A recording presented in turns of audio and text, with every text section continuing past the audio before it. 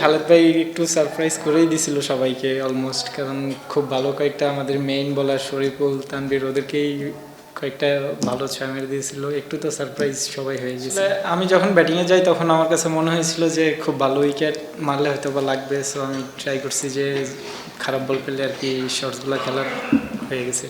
চেষ্টা তো থাকবে অ্যাজ এ প্রফেশনাল ক্রিকেটার হিসেবে, চেষ্টা তো থাকবেই আমি সব জায়গায় খেলার। সো এখন বিপিএল হচ্ছে, বিপিএলে চেষ্টা করতেছি যে ভালো করার।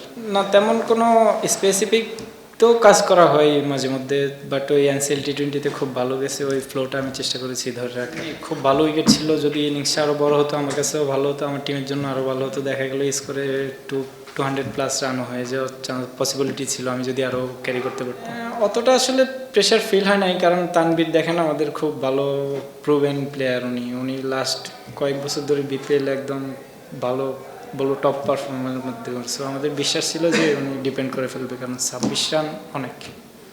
না আমার মনে তেমন কিছু ছিল না, কারণ আমি লাস্ট এনসিএল টি20তে ভালো খেলছি। সো আমি বলবো যে আমার কনফিডেন্ট ছিলাম যে যেখানেই খেলি, যেই ম্যানেজমেন্টেই থাকুক, আমি ম্যাচ খেলবো, ভালো করার চেষ্টা করবো। অবশ্যই দিনে খেলতে পেরে একটু সুবিধা হচ্ছে। লাস্ট কয়েক ম্যাচ 4-5-এ আমাকে প্ল্যান ছিল, তো আমাদের ওপেনাররা খুব ভালো খেলতেছিল, ব্যাটিং পাচ্ছিলাম না, তো এখন উপরে এসে একটু ব্যাটিংয়ের সুযোগ পাচ্ছি। না ক্রিকেট আসলে এমন একটা গেম, দেখেন কথা আসলে এখানে কাজ করে না, মাঠের অ্যাকশনটা আসলে কাজ করে। যারা মাঠে ভালো পারফর্ম করে ওদেরকেই প্রায়োরিটি দিতে পারে। এবার আপনার প্লেয়ার নাম দিয়ে আসলে বলবো যে খেলা হয় না, যারা মাঠে 3 ঘন্টা ভালো পারফর্ম করে সব 3 ডিপার্টমেন্টে ওরাই আসলে ম্যাচ উইনার।